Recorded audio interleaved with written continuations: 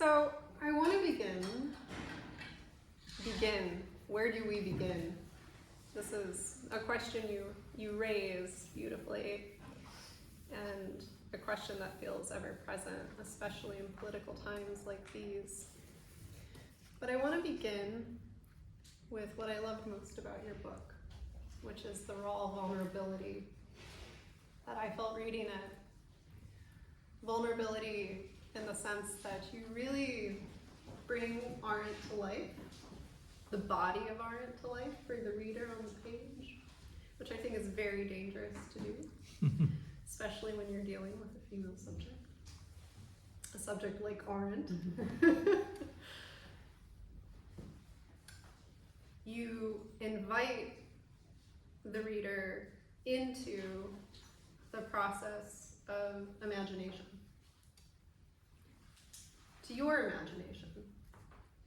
We've all perhaps read books that we love, that resonate with us so deeply, that we carry around the author, their words in our minds, and we find ourselves out on a walk or in a place conversing with them or thinking about what they might say or fighting with them. And you let the reader in. You let the reader into that most intimate, vulnerable conversation to both bring us up against the limits of our own imagination, to perhaps try and show us where those limits are, and you invite us to break them down, to learn how to break them down. And so I want to start by reading, not my bookmark, but the note on imagination which frames this biography. Hannah Arendt was committed to what Immanuel Kant called an enlarged mentality, which she believed to be the grounding for good judgment. This type of critical imagination is not creative, and nor is it necessarily empathetic. You think your own thoughts, but in the place of somebody else, she instructed her students. In this book, I have tried to think my own thoughts in the place of Hannah Arendt. All direct quotations from her writing are in italics and referenced. I have imagined plausible scenarios in her life only where the evidence permits. Despite these precautions, there may be moments in what follows when Hannah Arendt also thinks her thoughts in my place. Lyndsey. So one question would be, where does Hannah end and Lyndsey begin? But what has it been like to carry Hannah in your head for so long, to follow in her footsteps, to think with her, to hold her as a friend, interlocutor, a sparring companion? Joyful and really annoying.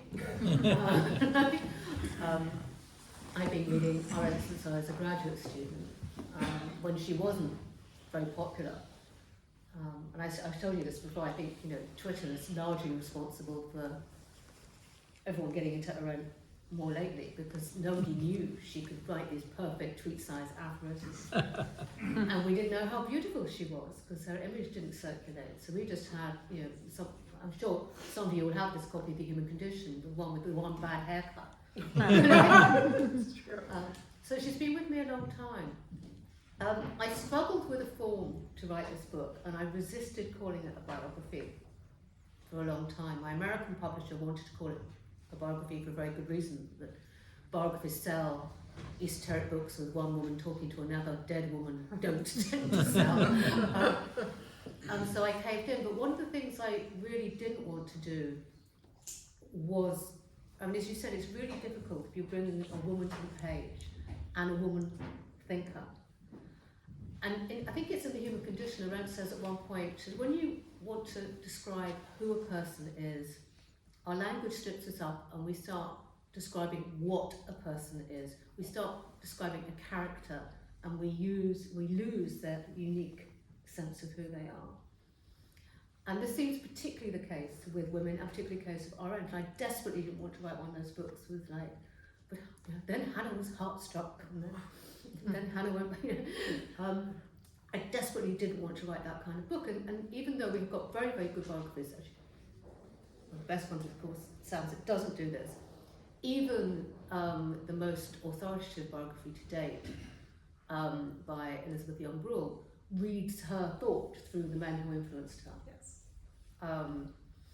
Which, is fine, is not fine in some ways. I mean, Arendt had no time for psychoanalysis, so she wouldn't really have bought the idea that she was constantly looking for intellectual father substitutes, because she'd have thought it was boring. Because if we all have father complexes, then what is there to say? But also her concept of the mind is not very biographical. Her mind, a mind for her is all sort of leaping around time and place, adapting to responses, adapting to circumstances. So I wanted to mimic that. And what I came up with was the two-in-one conversation. I mean, for Arendt, thinking is a two-in-one conversation. I just happened to have had her voice in my head to have that conversation with for the last 4 years, and it's a combative conversation as well. I mean, there's the bits of tension as we'll come to. So that was the form I tried to give, and I really struggled with it, particularly in terms of quotation, because I'm a scholar rather than a popular biographer. So, if I had to put something down without a footnote in it, it brings me out in hives. I can't do this. But I desperately wanted to make the book sing. And the breakdown came when I realised I didn't have to put everything in quotation marks. I could put her words in italics, which seemed less intrusive. And that became a way of grading our conversations. And there are some points. Some points I put in italics, and when we were checking, I realised it was me, not her. And I had to shift back. So it's been very strange, I say, and strange. And the book became, for reasons we can talk about, it became more biographical as it went on. Yeah. Well, maybe I'm going to go to the opening pages, but it's very Arendt of you to think you're quoting Arendt and to be quoting yourself. She would often cite Kant, and then you track down the citation, and it's actually her writing on Kant, and she's attributing it to Kant because she thinks she's smarter than Kant, which perhaps.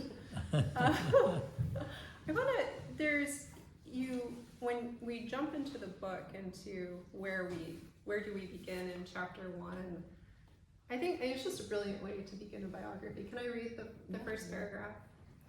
On a cold and drizzly March day in 1962, Hannah Arendt lay in a hospital bed in New York, gazing thoughtfully up at the ceiling. The day before, a truck had slammed into the taxi she was riding in through Central Park, smashing up her face and teeth and breaking 9 of her ribs. She did not know how the truck had come to hit the taxi, or how her body had got so broken because, as had become her habit of late, she had been using the ride for some precious reading time. One moment, there had been words echoing in her head. The next, darkness.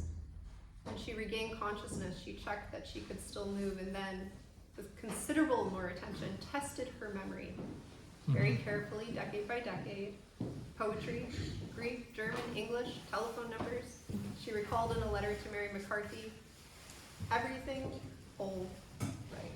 I mean, it's very brave.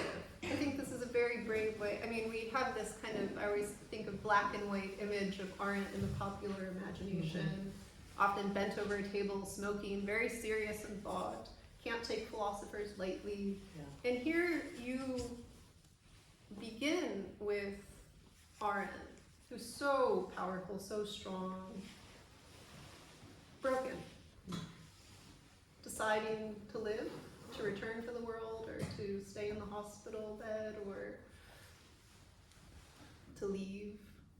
And why did you begin here? Why did you want to give us this, again, vulnerable Arendt? I mean, it was part of the journey I went on as I wrote the book. I mean, everyone, you'll have this as well. I'm sure some of you have an intense relationship with Arendt. We can talk about that later, or your own favourite writers or philosophers. But as you grow older, you have different relationships with that person. So I can remember during the Iraq War in Iraq and Afghanistan, that was a time I really loved the Arendt of Icon in Jerusalem. because there was a lot of stuff being talked about justice, there was a lot of rhetoric, there was a lot of emotion, and there was this kind of precision irony, having none of it, having none of the bullshit. And that really spoke to me in that moment. And then there was a later Arendt, which I wrote a book on statelessness, which I wrote alongside 2015 and the refugee crisis, so-called. And again, I liked her calling things directly. I mean, her moral investment in that writing is very, very strong. So I responded to that. I always did like the Hannah Arendt. And it wasn't until I wrote this book that her toughness is predicated on an acceptance of vulnerability, and I hadn't understood that sufficiently. That's because I hadn't understood The Human Condition, which is actually a book about human frailty. I was drawn to the origins of totalitarianism and the public writing. And of course, one of the reasons she does call things out for the love of the world, one of the reasons she's so terrifyingly honest and direct, is because she recognises frailty and vulnerability. And it took me writing the book during the pandemic and during our time to appreciate just how important that was. And you know, it mean, you know, in some ways, in her power, we only gain our freedom by recognising that vulnerability.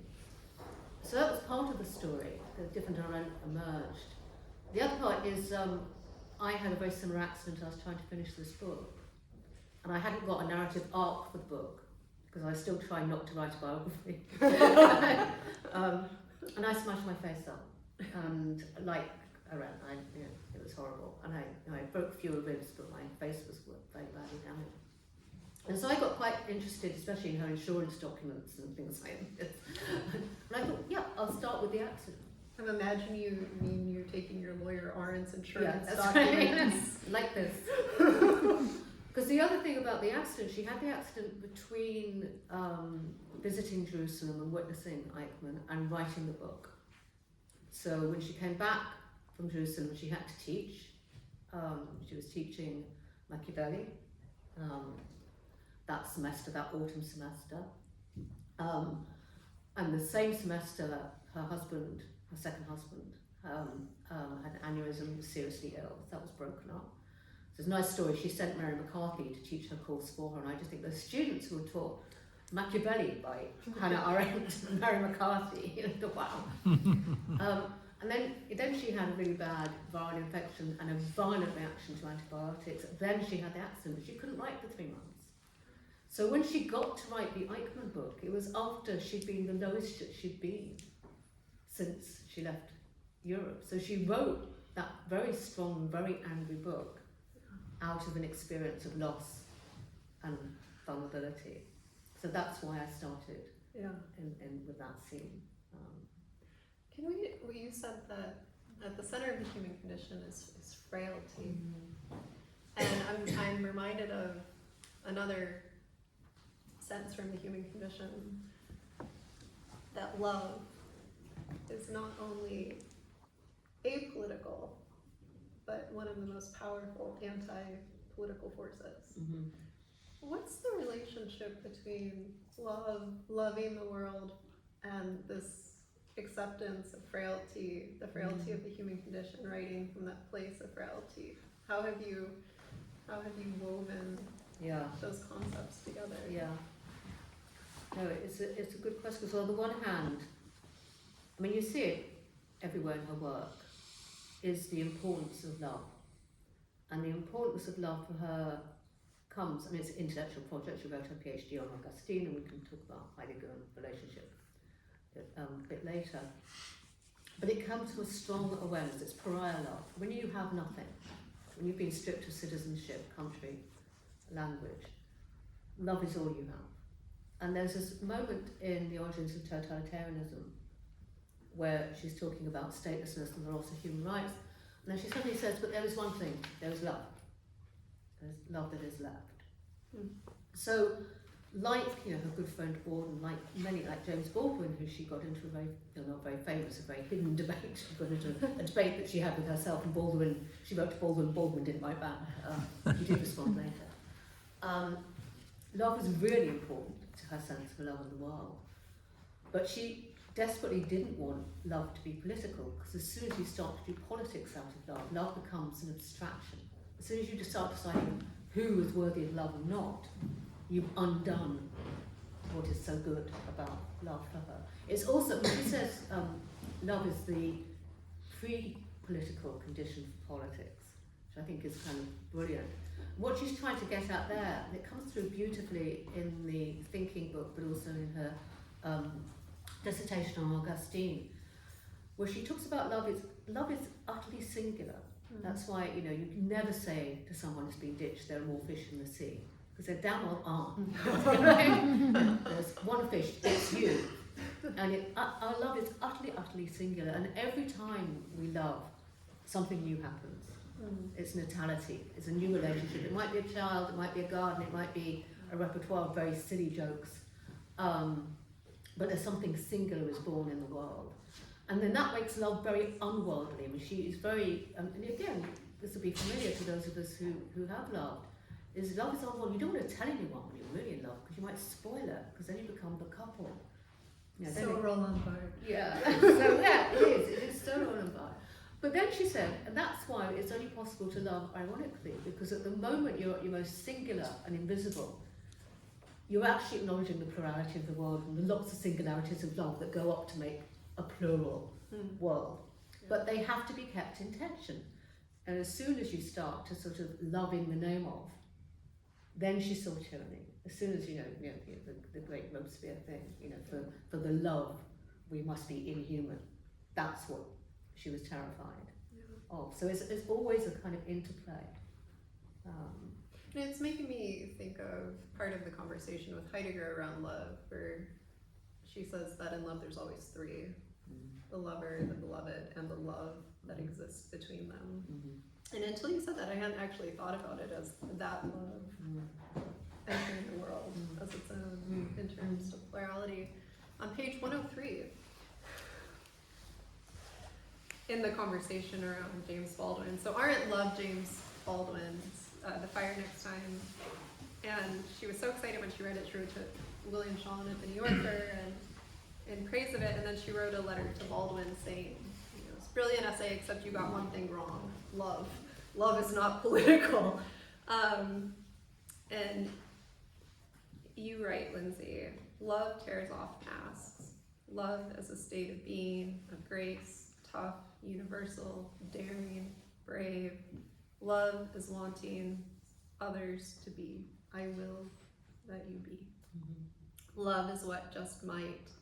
If the relatively conscious, and then we get into the conversation here, whites and the relatively conscious blacks do not falter in their duty, make America human. If we are even to think about making that happen, Baldwin concludes, white people must stop firing their darkness into the bodies of black men and women. They must drop the masks of whiteness. Love a bit, dared Baldwin.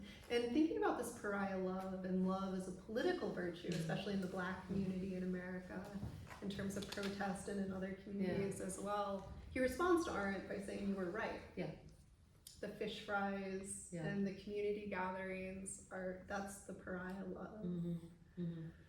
I'm wondering what we can learn from this pariah love, thinking about the political battles we have to fight today, not just racism as it still continues to exist in America, but the many political battles that we are facing, and how Arendt might have thought about disobedience and love as disobedience in dark times. Yeah, no, it's a good question, and I think there's several ways around it.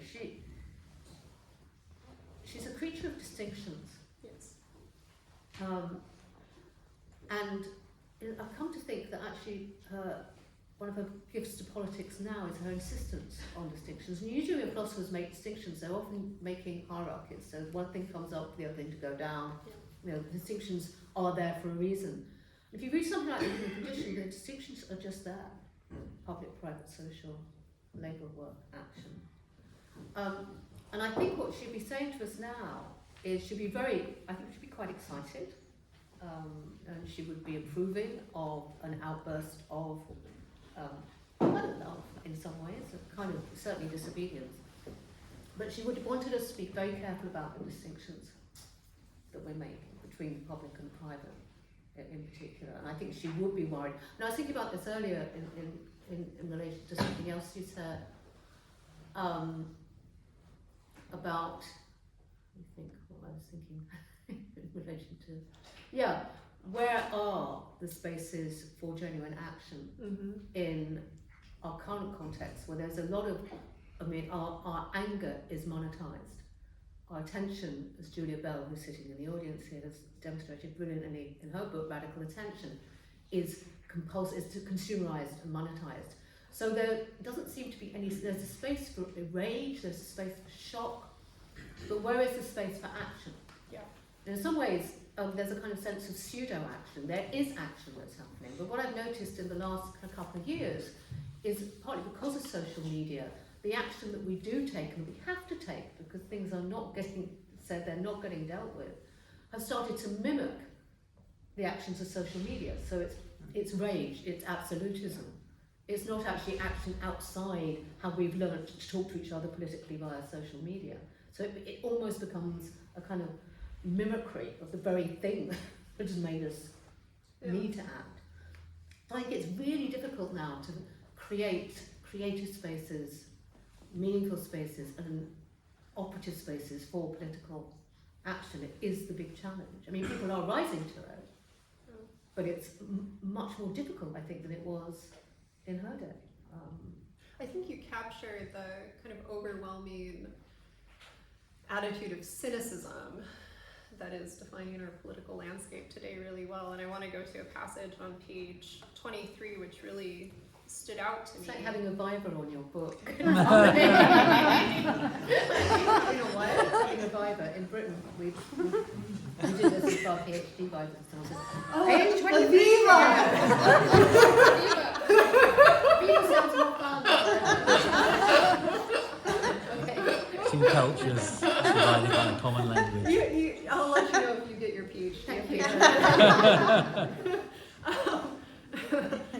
We could vote on it. It's the second full paragraph. We'll have a vote. We'll send you out of the room and we'll vote. Okay. The really shocking thing for Hannah Arendt was that the world was not shocked enough. She feared that her contemporaries had not registered just how profoundly Western culture was completely wrecked by the mid-20th century. She shared Hamlet's incredulity that nobody else could see the ghosts and were carrying on as though nothing had happened. Even after the Holocaust, after the gulags, even after Hiroshima and Nagasaki, and after the late colonial and imperial wars that ran steadily and legally through the rest of the 20th century, from Algeria to Vietnam, it was as though somehow tragically the point kept on getting lost. I would say that the point is still being lost.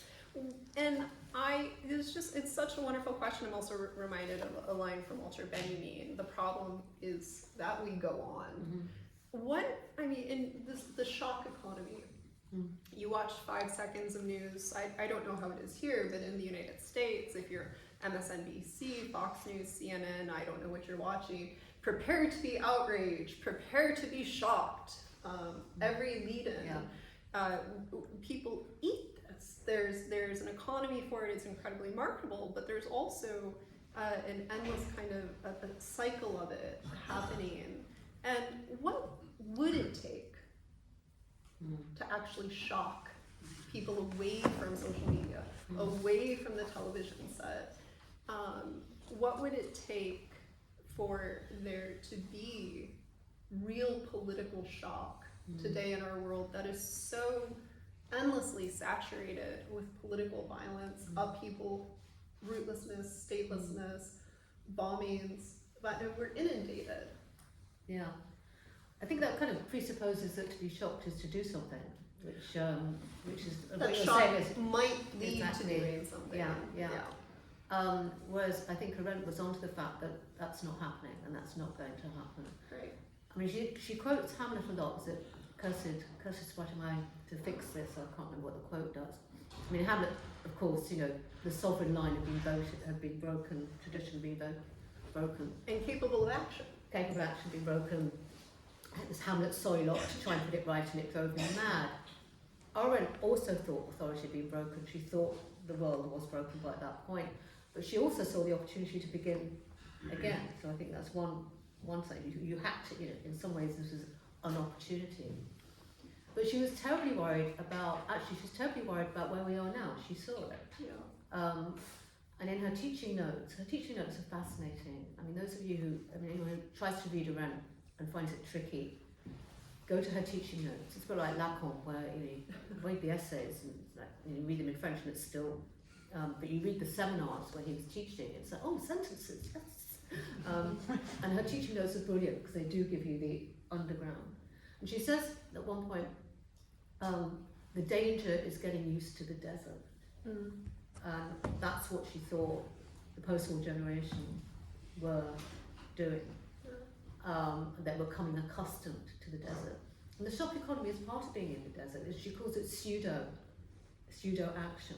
Mm. So there's a way that action is manufactured. Mm-hmm. And you can really see that now, Yeah. when actually it's just a storm in the desert. It's not actually action. I dread to think what it will take, because there's, I mean, right now, the worst is happening, and it's, you know, no one's seeing the ghosts, no one's seeing the living.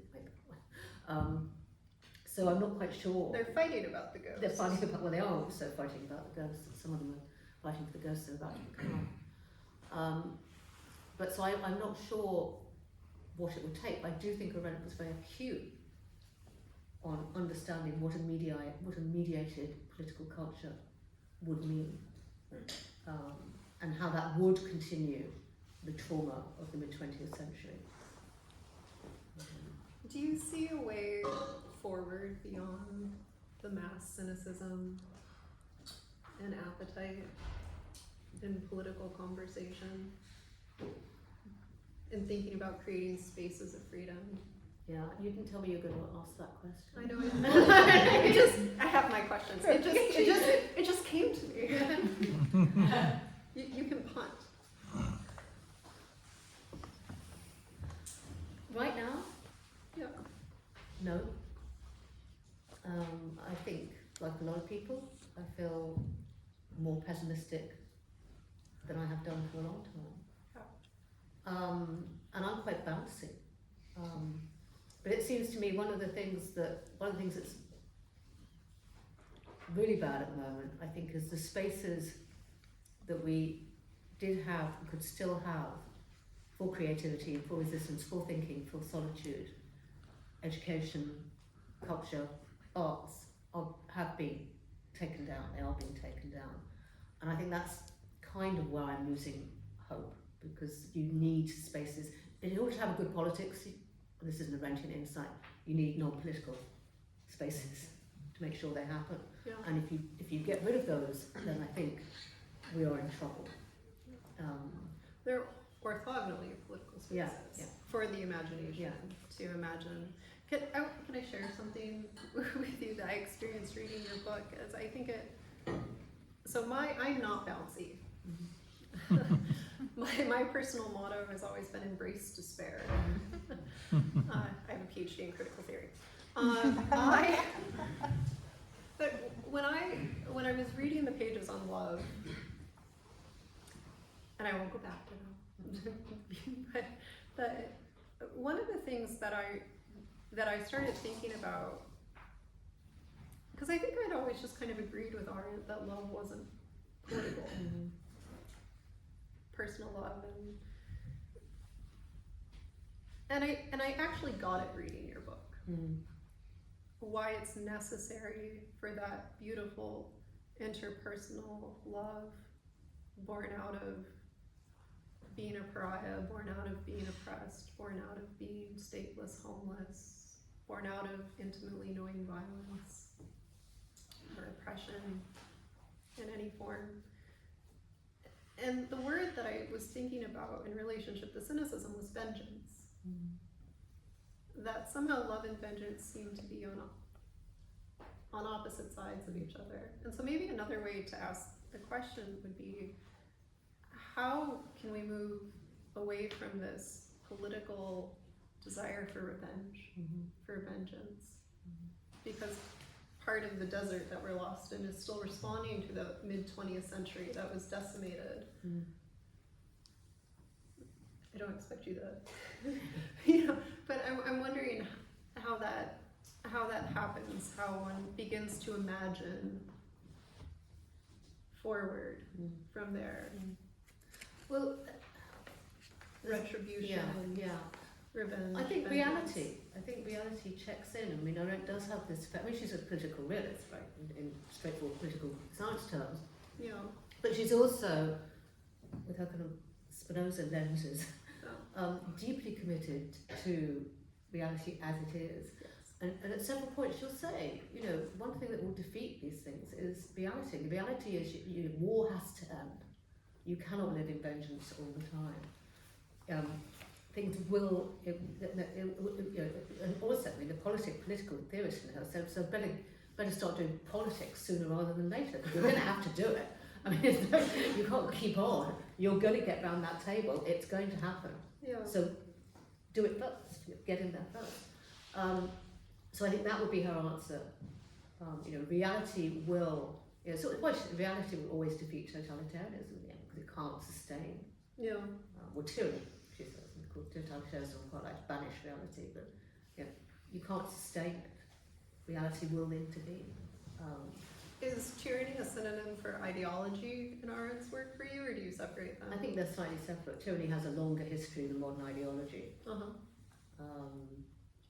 So yeah, I think tyrannical thinking. Tyrannical that thinking, question. totalitarian thinking. Yeah. You include an incredible poem in the book that I think connects to this conversation on pages 70 and 71. It's a poem that Robert Lowell wrote for Hannah Arendt. And it's actually a translation of a Rilke poem, and he added a stanza to it, and he said, I wonder if it isn't quietly one of my finest poems. I just want to stop here. The idea of Robert Lowell doing anything quietly. It's unlikely. Anyway. And you have the facsimile here. And in the first stanza, it's the same old flights, the same old homecomings, dozens of each per day, but at least the pigeon gets clear of the pigeon house.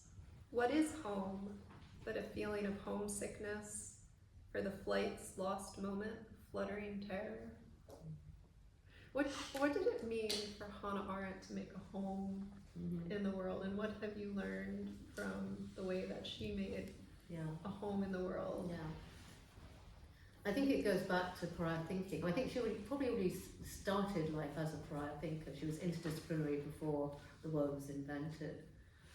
Her experience of statelessness taught her to be fleet of foot, but I think it also gave her that perspective. So that poem, when it's the moment of flight, it's not the home or the arrival or the leaving, it's the bit in between in which the significance is held. I mean, she loved Rilke, as you know, for his ability to capture those moments in an image. And Arendt's always been, for me, and I know for you, a poetic writer. So in terms of that, it made two things. I think it was just her ability to feel comfortable from the outside. And so there's this lovely letter she writes to her husband when she's at Berkeley, which she hated. She liked California, she didn't like Berkeley. And she says, one day, I'm going to write the political book, because no one understands a terrain better than the person who walks. Well, which is this is the epigraph Yeah, to the entire book. This is okay. One of these days, when it doesn't matter, let us say at some point, I will be able to describe the actual domain of political life, because no one is better at marking the borders of a terrain than the person who walks around it from the outside. And she often makes very similar claims. In her first book, which wasn't published till later, the biography of Rahel Van Hagen, she has this brilliant image where she describes, she's talking about anti-Semitism. She said, no one knows the rain better than the person who's stuck outside in it without an umbrella. So there is a way that actually knowing and understanding the world from the outside gives you a privileged position with which to look at what's going on. I think it also taught her not to care about institutional hierarchies and social niceties. There was a big kind of social media spat, you'll remember, about 5 years ago, which was basically a load of blokes saying she'd never get a job in a philosophy department today. And Sam and I would go, she didn't want a job. She knows what you guys are like. She was. Isaiah Berlin tried to get her cancelled. Exactly. When she was leaving it. Yeah. So there's that irreverence, there's that understanding, but I also think it goes back to your point about vulnerability and love, because what that outsiders taught her was the importance of having a love. Was the importance of making a world with other people. And that, so she never could be, when she was a Jewish girl, only child growing up in a rapidly increasingly anti-Semitic Nazi culture. She never started off at home. So making your own home out of love, friendship, which is terribly important to her, was also what that flying out of the pigeon house had taught her. I'm reminded of she writes Blucher an angry letter from Germany when he's not sending her letters as he promised, and she says, "You can't expect me to go careening around the world like a car without wheels," because he wasn't writing. She needed the love. She needed the friendship. She needed the feeling of home in her tribe. Yeah. I'm also thinking of the 43 We Refugees and the tone. Yeah. Can we talk about the tone? Yeah. In the first place, we don't like to be called refugees. We prefer newcomers. Yeah. How does her tone affect, shape, and form her way of thinking, which is so unique and anti-tyrannical and imaginative, and how has that tone kind of influenced the Arendt you carry around in your head? Yeah. Have you become more sardonic? I've become less, unfortunately. Going back to vulnerability. And she could do that too. I mean, there is a tone, she writes ironically, and I think We Refugees, she does that so brilliantly, because she's double voicing. So she's voicing what people think of refugees in her head, what refugees think of themselves, and she's distancing herself. So that sense, irony is always about ventriloquizing the position that you're trying to show up. I mean, W.J. Zabel had this wonderful expression, is that irony takes us to the limits of what is expression, what we can say. And he uses the example of Jean Amoret, the survivor who was tortured, who is another ironist. And it's a point when you're not going to go and describe the camps or describe the torture. You can only repeat what was said to you or what was being said. So you begin to hear the moral distance. And in We Refugees, she does that beautifully. She also does it between two different languages with a little bit of French as well. So you can, she's writing it in English, but you can hear the German in the diction. So there's this distancing. And of course, irony is a complete moral form in the German tradition. It's a well-known form. So I love that voice. And of course, it got her into a lot of trouble with like an intrusive, because she wrote that ironically. And as we all know now, any of us who write journalism or go public, there are times where you must not be ironic, because you will be punished for it. I mean, it happened to me. I wrote a piece on Brexit. When did that start, you think? I think, well, for us, I think it started in 2016. Okay. When you couldn't, I mean, I did a piece where I was actually saying you shouldn't say Brexit is stupid. I was mimicking my tribe. And then the right picked up, she said, it's well stupid. I said, no. I do now. but it was my fault. I opened myself up to it. I should have known better, because there are times when you can't be ironic. And she did that. I mean, the irony in Eichmann and Jerusalem is pure fury and pain. But should you obey that? no, and then you just expect to get to get banished. for your voice to be read straight. So there's that, but that she's also an incredibly tender writer. Yes. At times, and she hates sentimentality. So those moments where the tenderness comes up in her writing are pure magic. Is there one that comes to mind? Well, and I think there are a few bits of the human condition that come to mind very strongly. When reality demands that we have to actualize the passion, the condition of our suffering. I mean, that's another. I mean, you look at. She writes differently for each book, according to each mode. The human condition is like an epic modernist poem. I don't know where that book comes from. I mean, we've had this conversation before. I've read it so many times. Each time I read it, I think, I've never read this book before in my life. I have no clue what is going on. Yes. Patrick Markle is one of the best scholars of the human condition. We will email each other. Well, what is brilliant about the human condition is that it's a book about natality and new beginnings, and she does the thing in her writing that she's advocating that we do. She makes us read it again, that every time we read it, she's a poet. Yes. But it's totally sui generis. I mean, it's just such a strange book. Or The Origins of Totalitarianism, which you'll endlessly people say, well, she contradicts herself, it's very unorganized. And this is a woman, she started writing that book when she left Berlin in 1933 through a selection of essays. She kept on writing. She was analysing totalitarianism as she was experiencing it. I call it a work of archive fever. It was feverish, it was manic. It was as close as you can get to that moment. Of course it's not a masterful theory, because she was undoing what masterful theories do to people. That's the point. And then to say it should be is like missing the point. So a lot of, I mean, her. On the other hand, she can just be, things weren't so edited in those days as well. So if you'd done your typescript and it was up for printing, your editor couldn't say, "Well, just mess it around."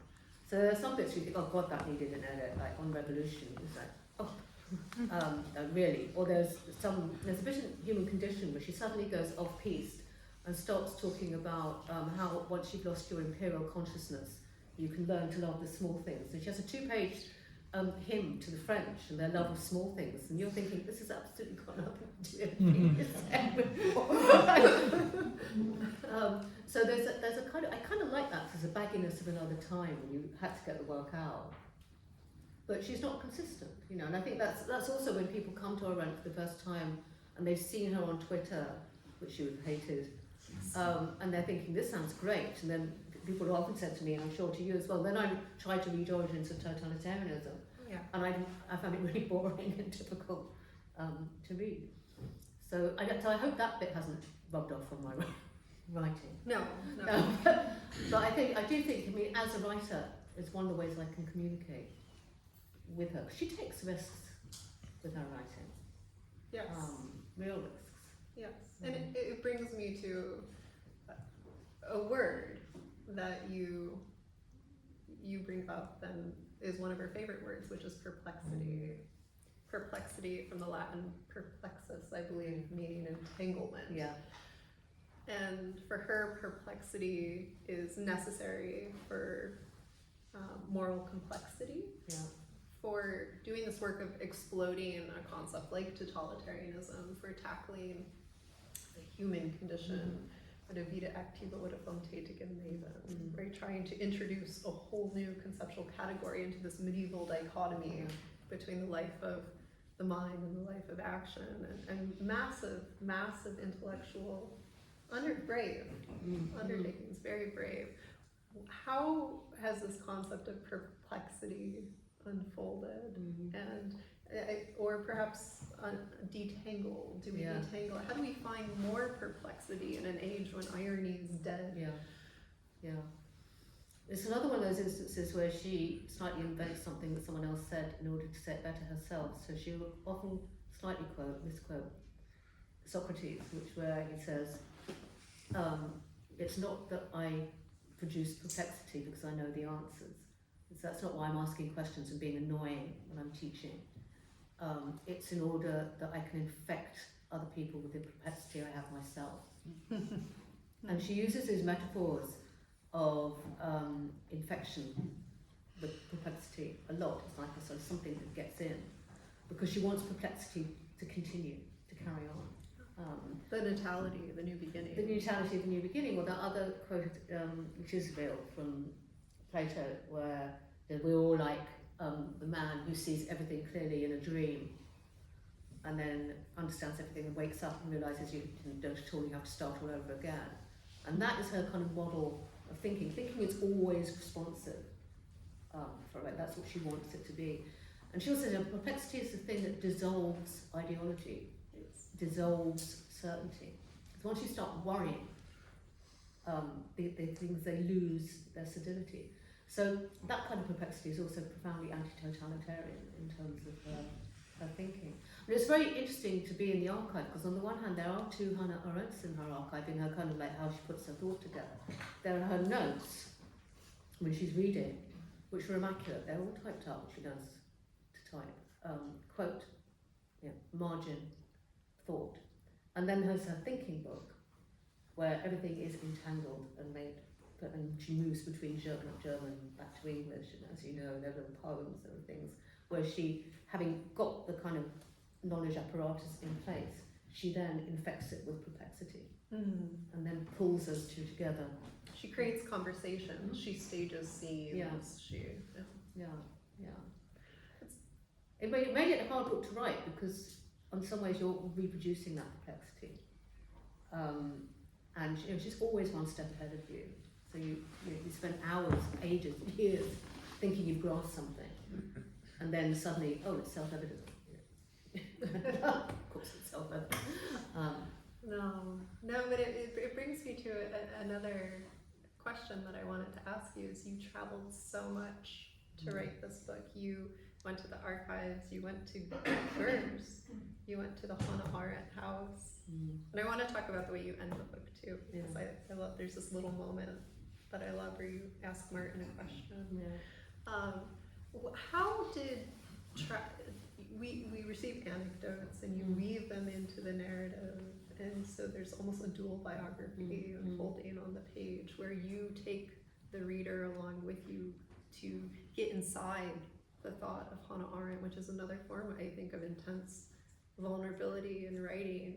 What was it like to visit these places where she had been, to go to Marburg, to go to, I think you sent me a message on Twitter asking me if, when you were in Germany, asking me if I knew where the hotel was where she had in Freiburg. You were in Freiburg and you're like, do you know what hotel it was?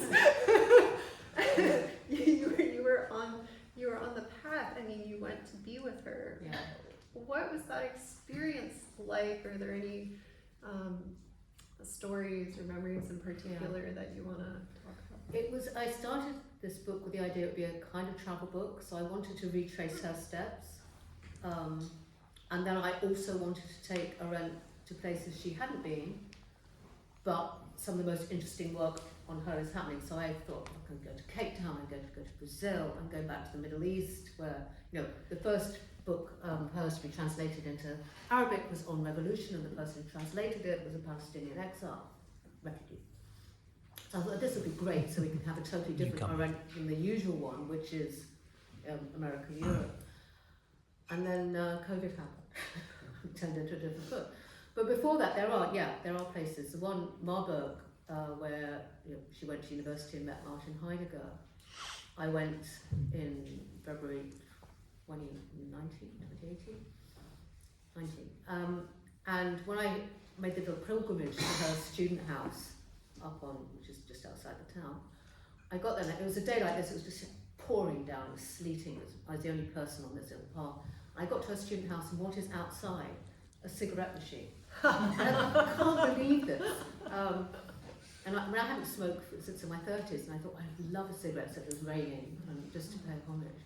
And that just made me laugh. It was like she'd left a joke for me.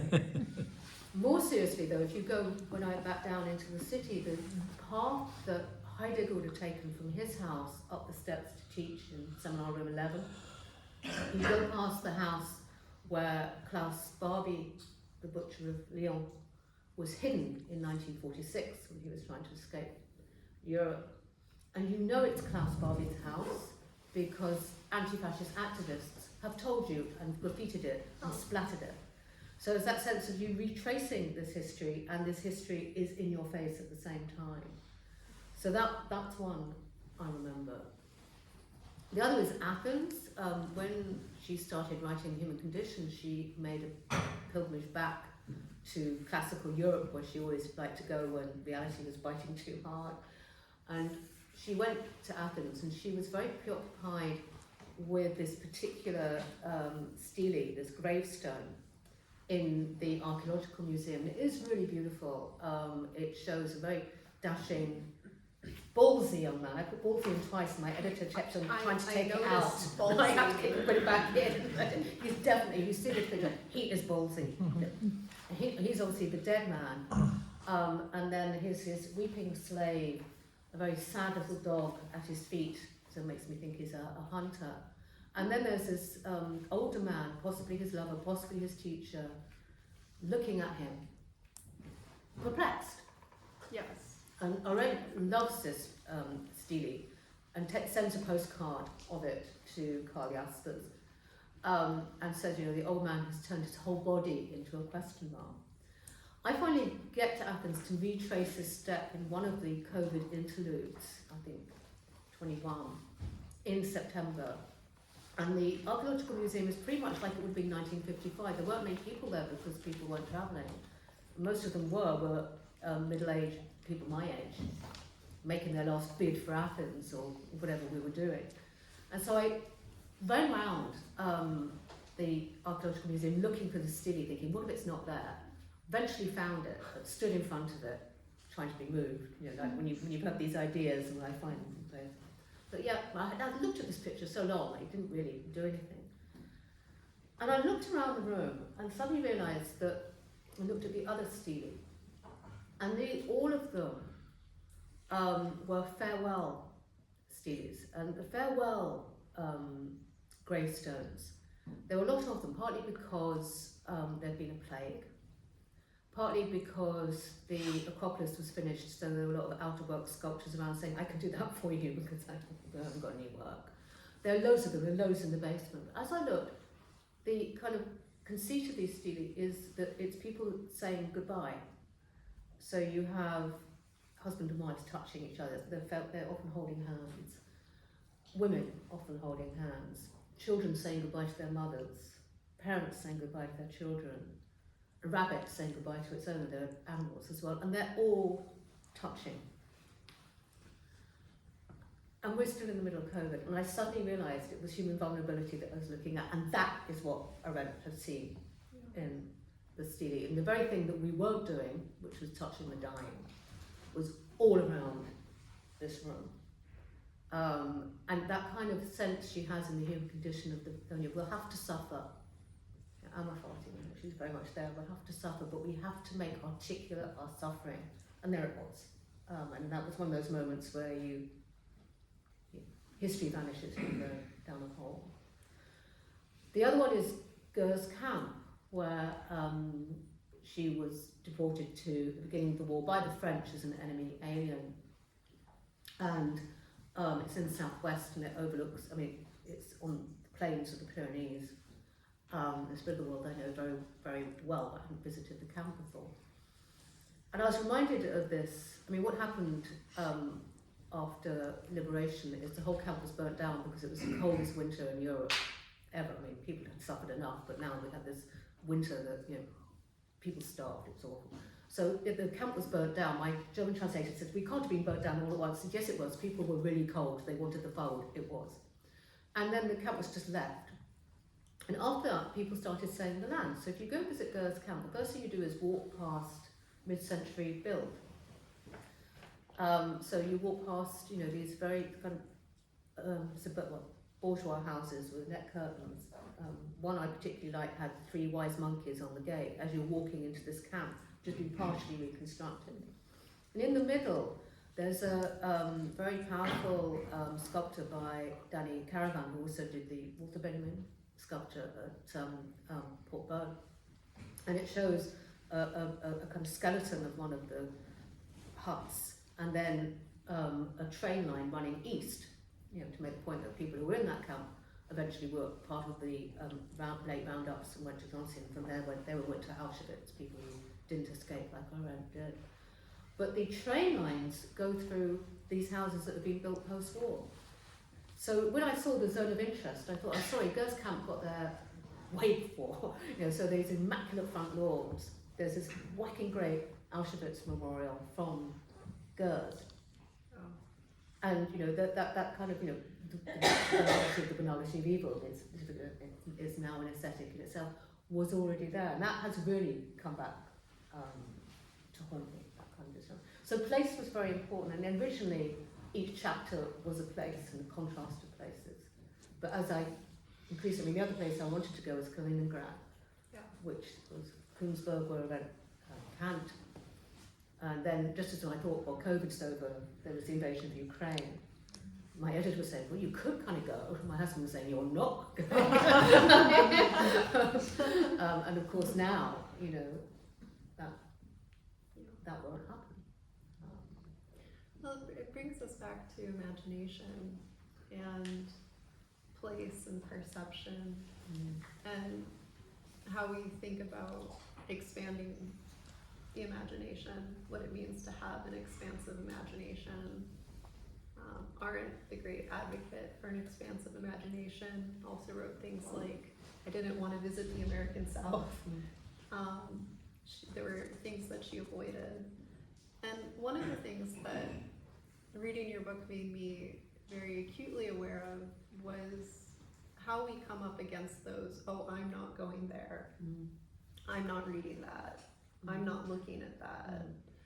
How do we start to negotiate those mental barriers and expand the imagination it's not empathy, as you say, it's not empathy, it's not creativity, it's allowing oneself to inhabit a different subjectivity position. How does that translate to everyday life, to reading, to thinking about the world and what we're confronted with? I mean, she encounters those limits, or she doesn't encounter those limits. I mean, and particularly in terms of race in America, where you see the limits of Arendt's imagination. Because on the one hand, she's a brilliant historian of anti-racism. I mean, in the origins of totalitarianism, it originally was called anti-Semitism, racism. Racism will be the doom of the Western world. Racism is at the beginning, and race thinking is the end of humanity, not the beginning. She saw it. She saw it. And originally the book was, I think it's The Elements of Shame, The Burden of Our Time, Racism, Anti-Semitism, Totalitarianism. And then obviously her genius American editor said, we want to sell this book in America, and we're going to call it Racism and Anti-Semitism. It probably won't sell because America was still racist and anti-Semitic when she was writing. Far better to call it, The Origins of Totalitarianism, what happened over there. So it was a publishing move and it was a clever one, but it distorted her argument, which was racism, imperialism produced the conditions for totalitarianism. So if you want to understand totalitarianism, you have to understand imperialism, and you have to understand the historical part that racism played and continues to play in oppressive politics. But at the same time, when she goes to America, she writes this very famous essay on Little Rock and on Elizabeth Eckford, who was one of the Little Rock Nine. There was a photograph when the Little Rock Nine were barred from going to a school that was supposed to be desegregated, but refused to be desegregated. And she wrote this very controversial essay where she said, well, look, this is entirely inappropriate. Education is the wrong battle. How can her parents do this? How can people do this? This poor girl. She's writing this for a Jewish magazine called Commentary, which is not known for being radically anything. They spike it. So if Commentary is spiking your work, then you get the battle continues. Little Rock's kids get into school and then they're harassed physically and mentally. They go to court. They keep on fighting. It's a political battle. It's a collective battle. She sticks to her guns and publishes the same essay a year later in Dissent. Now, I don't know about anyone here, but if someone spikes anything I've written, I kind of think maybe I did something wrong, maybe I need to revisit my argument. What you don't tend to do is sit on it and publish it again. She did. And the sense people have given is that she was seeing herself as a little Jewish girl and was reading. Yes. But what she would not do, and this is what Ralph Ellison says, and Fred Moten has more recently put it more eloquently, is see Eckford as a political agent, making a political journey which is not unlike the one she describes in Human Condition and in The Promise of Politics that we should all be making. Yeah. And it is a calling out, that chapter, because she empathises at that moment when she should have been thinking. And she didn't do the work as well. She made loads of assumptions. And it didn't take me 5 minutes well, it took me more than 5 minutes. You didn't have to try very hard to do the reading and reconstruct what was actually happening. And she continued. I mean, she continued in non-violence. There was always a sense for her, although she saw the civil rights movement as a kind of like the model of a resistant politics, she was afraid of that power as well. I mean, I think a lot of it, later she gets, it reminds me of that bit in Obama's speech at the Trayvon Martin Memorial, and Obama says there's not a black person in America who hasn't had the experience of getting in an elevator with a white woman and her clutching her purse, and I think she's purse clutching.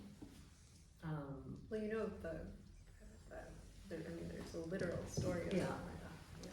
Yeah. So, But I think it's going back to a point, is you always have to catch the limits of where you're coming from, and that's one of the reasons we do our politics and thinking together, because people will tell you, they're telling you, you should listen to them. That's what... you modeled that in this book, and I think that's the true brilliance of it.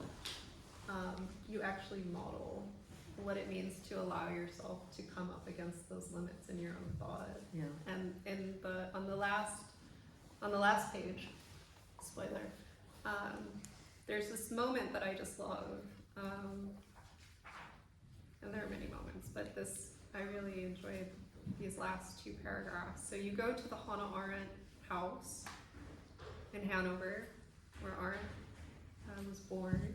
No, No, she wasn't born there, Yeah. but she was born in Linden, Hanover, Germany. And you're looking at it's a library now. Yeah.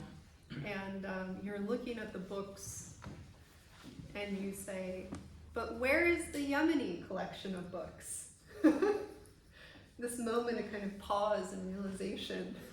I should just explain. Yes, you should give more context. Yeah. I didn't want to read the Yeah. full 2 pages. Just to say, the library is a collection of migrant and refugee books. Yes. So each generation of refugees and migrants that come into Hanover have deposited some of their books. So you can actually, and they started, in the early 80s. So there's a kind of, first of all there's an Iranian presence, and then an Afghan, and then some of the Jewish books come back as Israeli dissidents come. And so the library itself is a kind of map of migrant and refugee journeys over the last 40 years, and it's used so that people can share their books. So if you are a refugee, you can't bring the whole library, but if everyone puts their books together, then you've got the books, right? And it's now had to move because it couldn't afford to be in that way.